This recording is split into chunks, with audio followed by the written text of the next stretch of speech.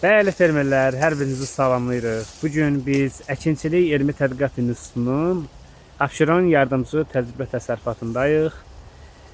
Hər zamanki kimi Sevil xanımla birlikdə maralfalfa bitkisinin yenilikləri ilə qarşınıza gəlmişik. Xoş gördük Sevil xanım. Hoş gördük Fərid. Teşekkür edirəm. Hoş gördük hörmətli fermerlər. Yadımdan çıxmayasınız. Deməli, əlbəttə ki, artıq noyabrın 25-idir. Bəli. Bugün bizim sahəmiz yenə yaşıldır. Və yem keyfiyyət göstəriciliyi yüksək olan yem bitkisi ilə zəngin olan bir pitomnikdəyik hal-hazırda. Hal-hazırda burada sevindirici xəbərlərim var hörmətli fermerlərə. Onlar həmişə mənə sual verirdilər ki, hibrid olmayan maralfalfaya bənzər bitkiniz varmı? Var. Və bu il biz gətirdik başqa ölkələrdən, adını çəkmək istəmirəm və onları sınaqdan keçirtdik, hörmətli fermerlər. Keyfiyyəti də yüksəkdir. Hibrid deyil. Bu pitomnikdə hal-hazırda Azərbaycanda biz Əkinçilik Elmi Tədqiqat İnstitutu olaraq heç bir fermer təsərrüfatına vermədiyimiz növlər var. Bu da çox maraqlıdır. Həmin növlərdə deməli bir neçəsi çıxdaş olundu, amma bir neçəsi özünü doğrultdu. Yüksək keyfiyyət göstəriciləri ilə bu fəsildə yamyaşıl olması ilə eyni zamanda torpağın degradasiyasının qarşısını o mükəmməl kök stilinin olması ilə aradan qaldıran növlər.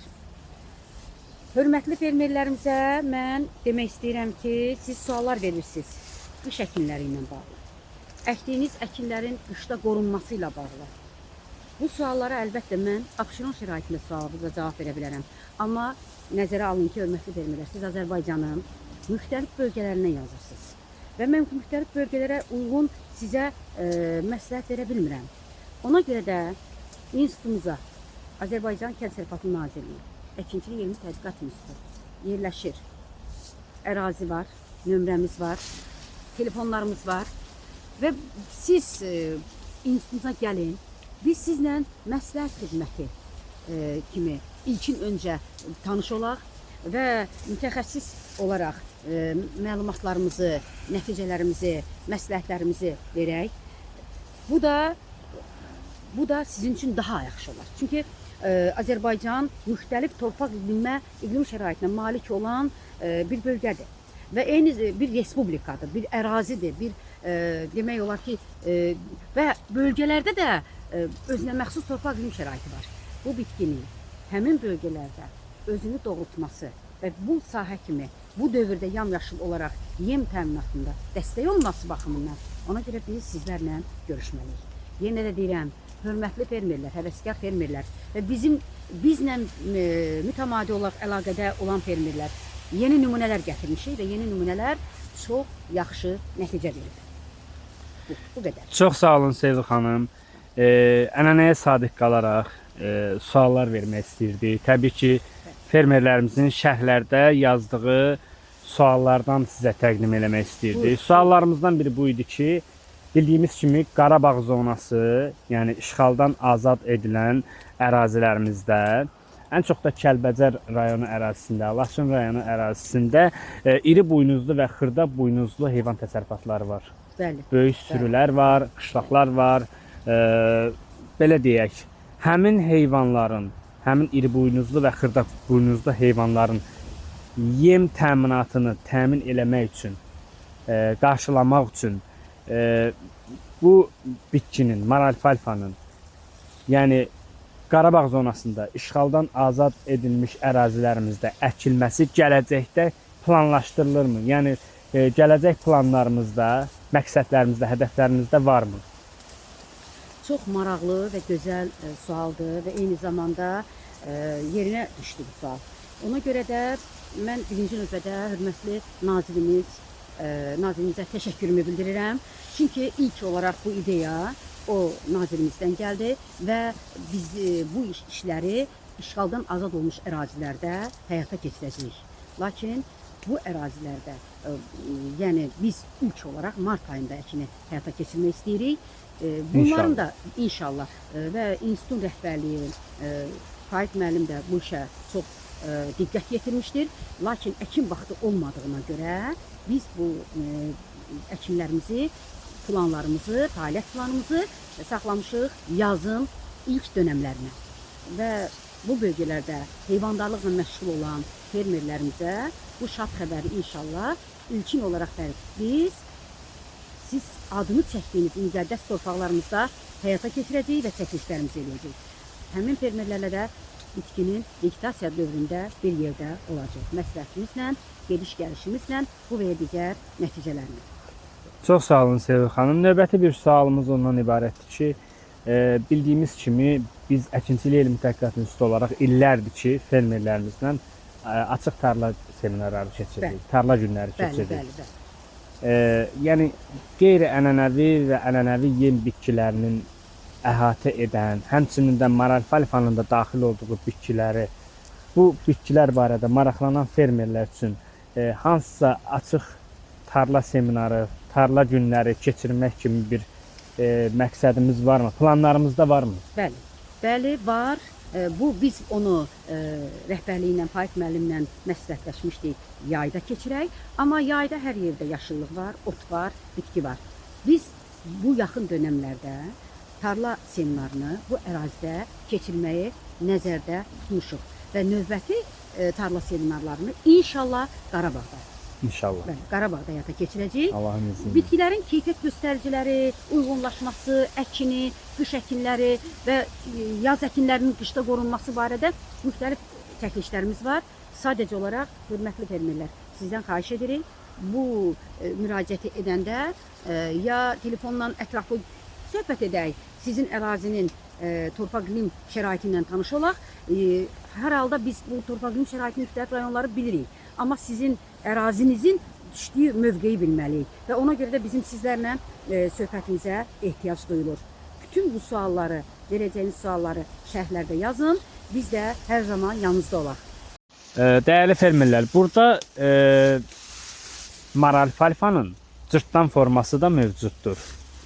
Onun başqa bir adı var, odot deyilir adına.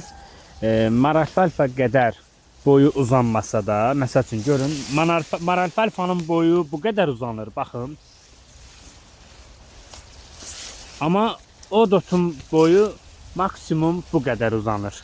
Görürsünüz, 2 metrə aşmır. Amma maralfalfa, çox illik maralfalfa 4 metr, 5 metr, hətta 6 metrə qədər gedib çatır. Bəli. Zəhmət olmasa Sevil xanım, fermerlərimizə odot bitkisini tanıdın. Maralfalfadan nə fərqi var? Tərkibcə, belə deyək, məhsuldarlıq baxımından, zənginliyi baxımından, heyvandarlıq üçün əhəmiyyətindən zəhmət olmasa məlumat verərdiniz. Odot bitkisini fermerlərimizdə tanısın. Buyurun. Çox sağ ol Fərid. Yenə də biz bu fəsildə yaşıllığı ilə öz diqqətimizi cəlb edilir. Özümüzün diqqətini cəlb edir bu ərazidəyik. Deməli, odot bitkisi haqqında biz çoxdan tədqiqat aparırıq və təəssüf edirəm ki, bu odot bitkisini öyrənmədən mən bir neçə fermer təsərrüfatına verdim, amma bəzi növlərini. Yenə də bu odot sahəmizdə elə növlər var ki, hibrid deyil və hibrid olan növlər də var. Bu bir mənalı şəkildə. Amma fermer təsərrüfatlarına mən 2 nümunəsini vermişəm. Burada isə 20 nümunə var. Və 20 nümunəni də Fərid, biz analizlərini eləmişik. Dayanıqlıq, şoran-şorakət torpaqlarda, pH-ı yüksək olan torpaqlarda dayanıqlığı hər bir şey tərəfimizdən öyrənilib.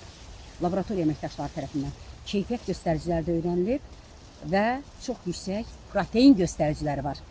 Odotun maralfalfadan fərqi birinci növbədə proteinin yüksək olmasıdır. Protein Maralfadan daha yüksəkdir. Bəli, yüksəkdir. İkinci, deməli maralfaqda biz deyirdik, yaşıl yem kimi, briket kimi, senaj silosu kimi əhəmiyyətlidir.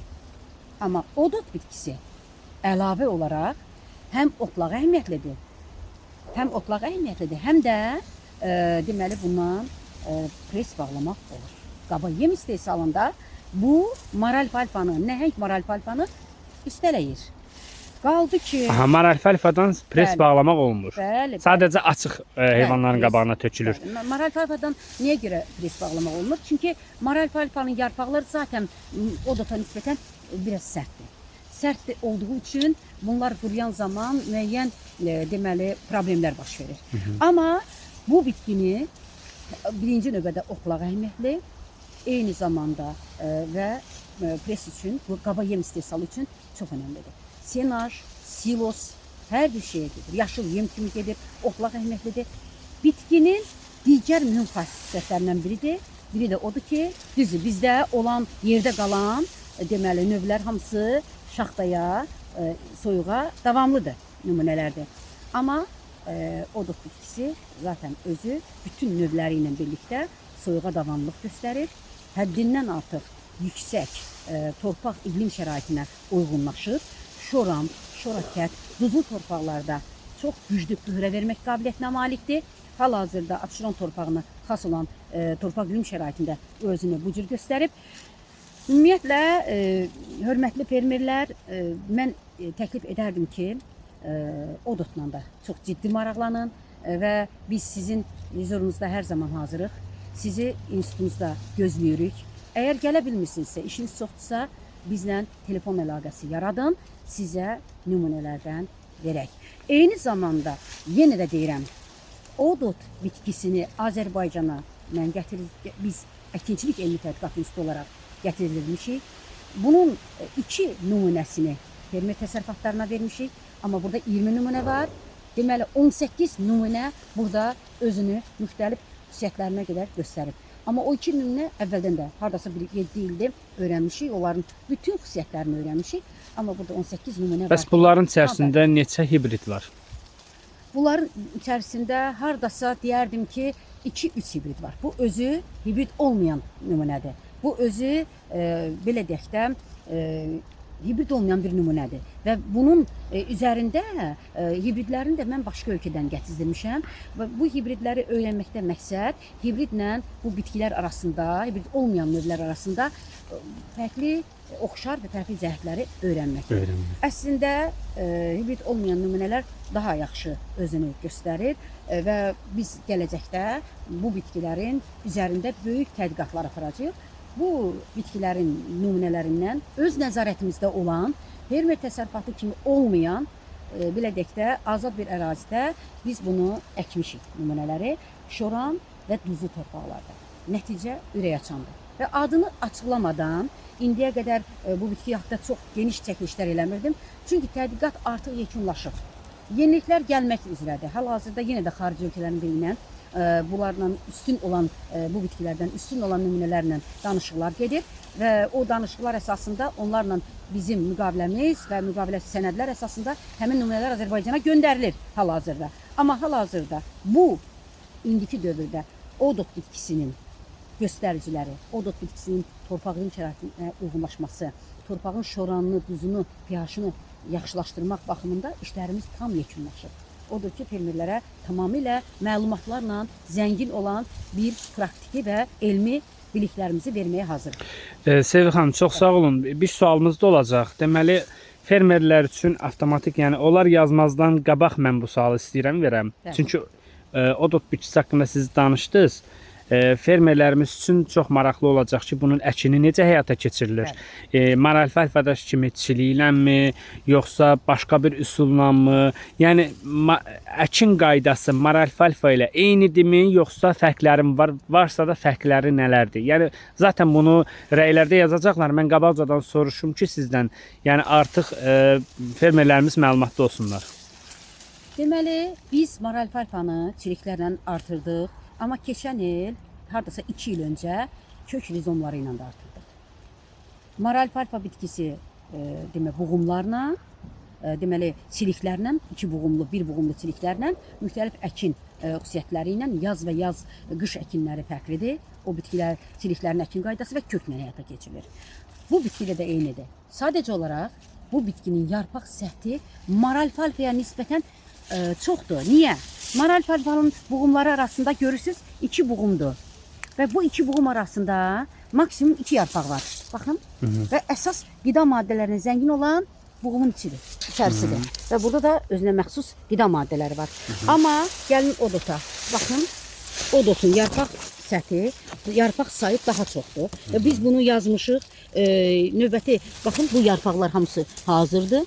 Və bu bitkinin saralmış yarpaqlar bitkinin əkin üçün tam hazır olduğunu göstərir. Aha, siz bunu artıq yenidən əkəcəksiniz. Bəli, Bu bəli, bu hissəni. yenidən əkiləcək. Hal-hazırda burada... Bu sarı olan hissə yenidən Bəli, əkiləcək. bəli, baxın, sarı olan hissə, bax görürsünüz köklər salıb. Bunun üstünlüyü, bax görürsünüz, bunun buğumları çox qısadır. Artıq bu çiliyi artırmada istifadə olunacaq. Bəli, həm də bunun buğumları qısa olduğu üçün yarpaq səthi də, yarpaq sayı da çoxdur. Və bildiyimiz kimi əsas qida maddələri bizdir. Maralpanın şəkərlə deməli şəkərli maddələr buğumunda gövdənin buğumun içərisində olduğu halda burada isə yarpaqlarda və qismən buğumlarda toplaşır.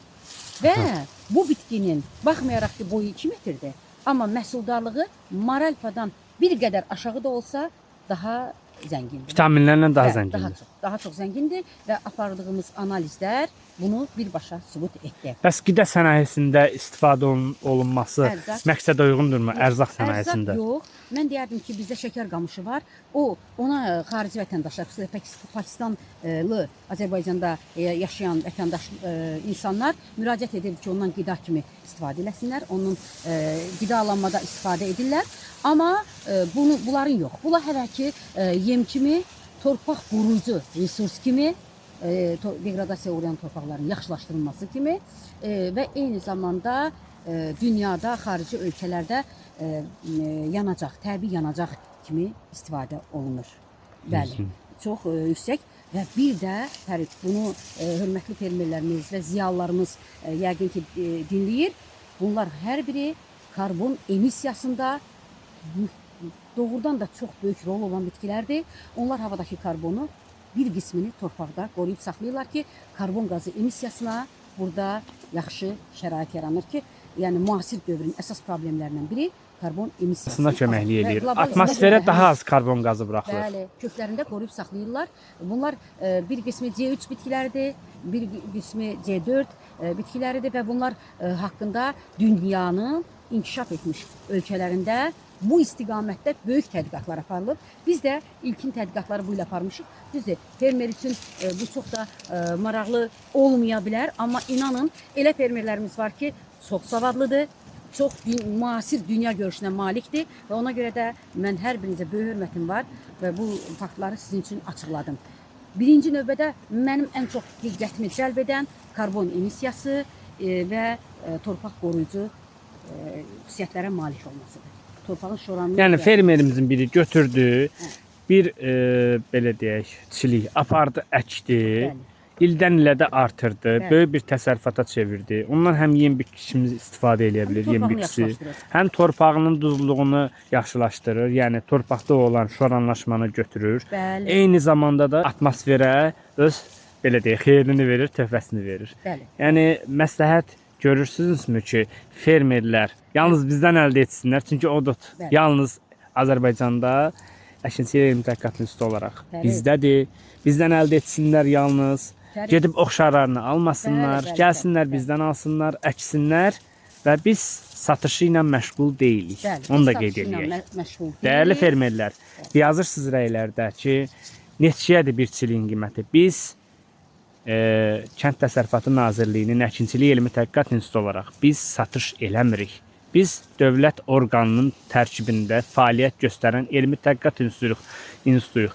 Biz yalnız bunun elmi tədqiqatını aparırıq.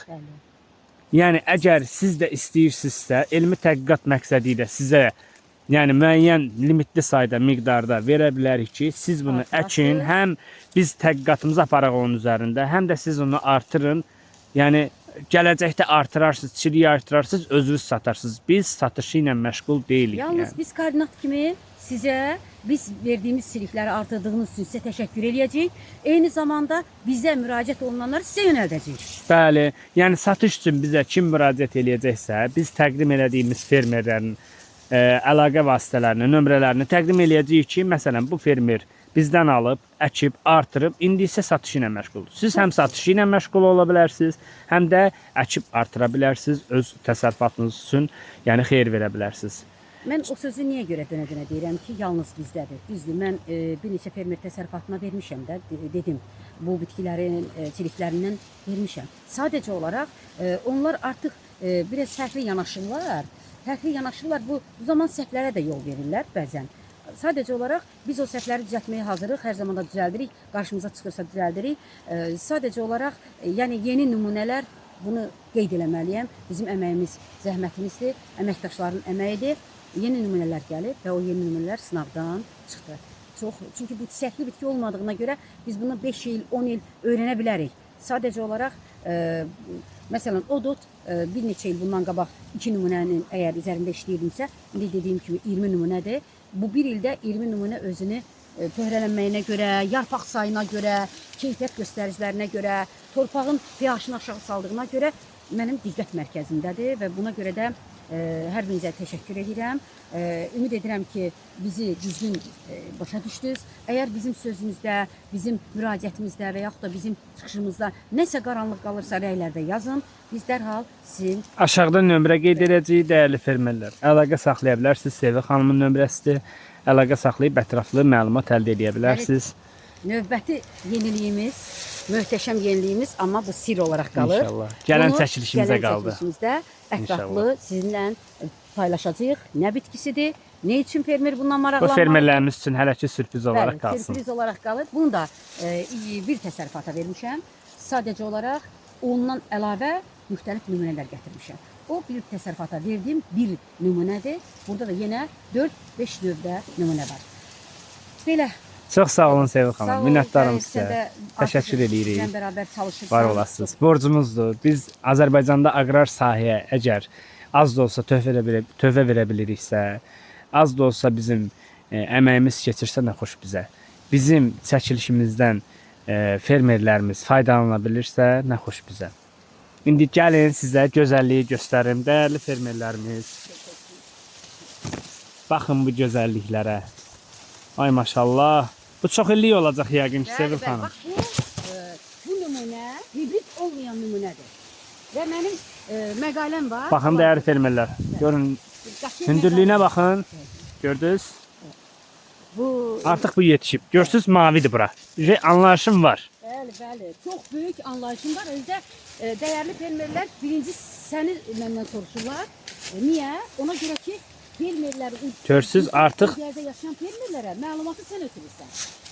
Mən ancaq burada başım qarışır, bunu yaradıb, sonra köçürüb məqalə şəklində. Onu da bu arada qeyd edim ki, deməli, hibrid olan və olmayan nümunələr haqqında bir yaxşı məqalə bizim institutun məcmuəsində çıxacaq. Maraqlanan fermerlərə biz onu təqdim edəcəyik. Ona görə ki, maşallah, bərəkətli olsun. Bəli. Hal-hazırda Şahnaz xanım odot nümunəsini kəsib, biz bunları, bilmirəm, vaxtınız olsa gəlib çəkiliş edərsiniz. Biz İnşallah. bunların siroz senajını Laboratoriya şəraitində. Bəli, laboratoriya şəraitində çox yüksək səviyyədə analiz nəticələrimiz var əlimizdə.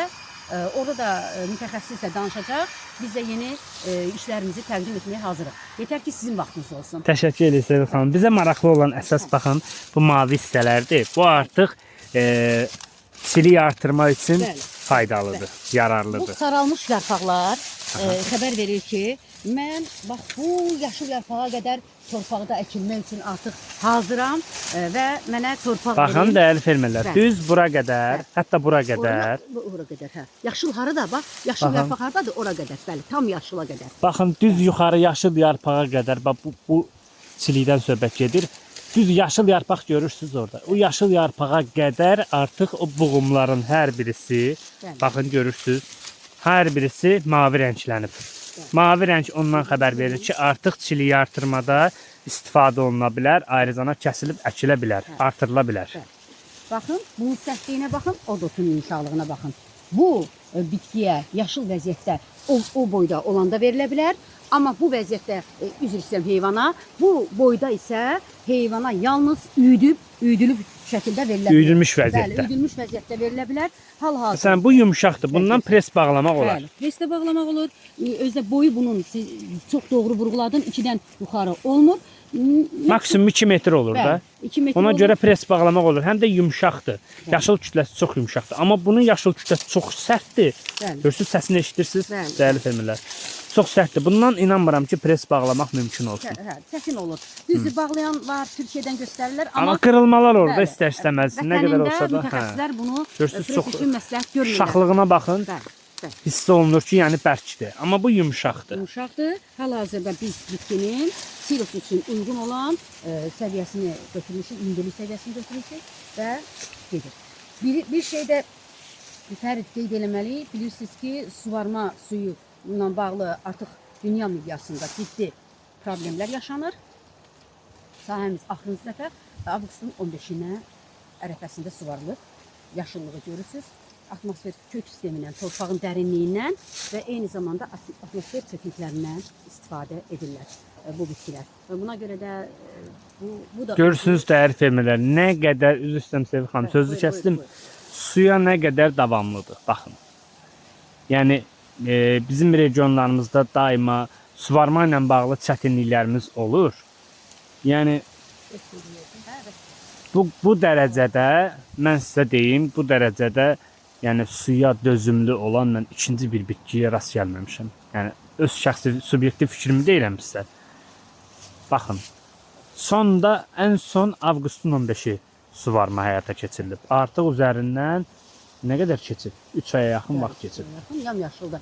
3 aydan çox daha da. Biçilir təzdən, bax biçilir təzdən, görürsünüz ki, çıxır, suvarmasız. Bugün noyabrın 25-i. Bəli, bəli. 3 ay 10 gün vaxt keçib üstündən. Baxın, siz boya baxın, yaşıllığa baxın. Yəni, bu bitkini əkən fermer cəmi deməli nə vaxtı? Dekabr, yanvar, fevral 3 ay ərzində heyvana yaşıl yem verməyə bilər bu bitkidən. Amma onun senajını o qədər məhsuldardır ki, senaj və silosunu hazırlayıb belə yaşıl yem kimi verə bilər 3 ay ərzində. Yaşıl yemi əvəz eləyir tam olaraq. Bəli, keyfiyyət göstəricilərinə qədər Eynidir. bir qədər də bəli, eynidir. Çox maraqlıdır. Bir dəfə bunu çək, istər-istəməz fermerin diqqətini o qurumuş bitki çəkəcək. Bu niyə quruyub? Niyə quruyub? Bax, keçən dəfə də mən dedim, bunu dönə-dönə dedim, bilmirəm, orada diqqət yetirdi, hörmətli fermerlər yetirmədi. Bunlar deməli müxtəlif nümunələr idi, burada qarışıq əkilmişdi. Sadəcə olaraq mən təbiətin hökmünə buraxdım soyuğa davamlı və soyuğa davamsız nümunələri. Bax, bu quruyanlar soyuğa davamsız nümunələrdir. Və hörmətli fermerlərimizin əksəriyyətinin təsərrüfatları soyuğa davamsız olan nümunələrdən əkmişdilər və onlarda nəticə olmadı. Bu cür yarandı. Amma biz, təbiət özü, belə deyək də, özü qorudu, davamlıları saxladı, davamsızlar da çıxdaş olundu. Amma bundan sonra özümüz də... Bəs Sevil xanım, son olaraq bir sual da verək. Biz hardan müəyyən eləyə bilərik ki, məsələn, fermerə biz çiliyi veririk, təqdim edirik əkməsi üçün. Fermerdə məsələn, dağlıq və yaxud da dağətəyi bir ərazidə yaşayır, yəni rayonda yaşayır, regionlarımızdan birində yaşayır, dağlıq bir rayonda yaşayır. Biz hardan bilə bilərik ki, bizim fermerə təqdim elədiyimiz çilik belə olacaq yoxsa yox? Belə olacaq yoxsa belə olacaq? Deməli, bu bitki istilik sevən bitkidir. Ümumiyyətlə, mülayim, istilik sevən torpaq şəraitində bu özünü göstərir. Amma bizim elə dağ-dağətəyi rayonlarımız var ki, mən bəri başdan onlar müraciət edəndə deyirəm ki, yox, bu bitki sizində yaşıl kütlə verəcək bir il, amma şaxta vuracaq. Odur ki, onlar üçün də təkliflərimiz var. Bu, yəni bu çəkilişə sığmaz. Onlara da verəcəyiniz təkliflər var. Dağ ətəyi, şaxta çox yüksək olan ərazilərdə bu bitkini tövsiyə etmirik. Amma bir şərtimiz var, bir məsləhətimiz var. O məsləhət çərçivəsində biz onu fermerlər üçün yarada bilərik. İnşallah növbət çəkilişimizdə bu barədə ətraflı məlumat verərik. Fermerlərimizi hələ ki intizarda saxlayaq. Sevil xanım, çox sağ olun. Təşəkkür edirik sizə də. Şanınız xanım. Əziyyətimizi çəkirsiniz hər zaman. Bizimlə bir yerdə gəlirsiniz sahəyə. Sevil xanım, sizə də təşəkkür edirik. Sizin kollektivinizə də təşəkkür edirik ki, Çox sağ olun. bu gözəlliyin ərsəyə gəlməsində böyük bir rolunuz var. Sizin də, Faiq müəllimin də, Bəli, Faiz müəllim. həmçinin sizin əməkdaşlarınızın da hər birisinin əməyi var. Təşəkkür edirik sizə, minnətdarıq. Dəyərli fermerlər, gələn görüşlərə qədər inşallah nə sualınız varsa, buyurub şərh bölməsində qeyd eləyə bilərsiniz. Sağ olun, gələn görüşlərə qədər.